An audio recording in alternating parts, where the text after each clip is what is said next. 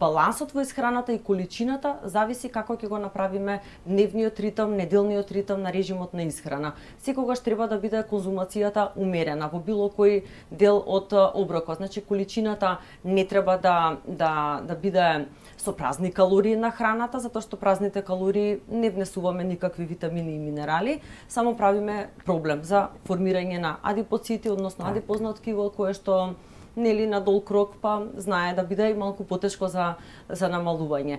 Она што сакам да напоменам е внесување на храна со свежи ензими. Тука можеме да го најдеме во растенијата, односно во салатите, зелените салати, кои што навистина многу благопријатно делуваат за целокупниот организам, со тоа што внесуваме на тој начин фолна киселина, витамини, минерали, растителни влакна и вода.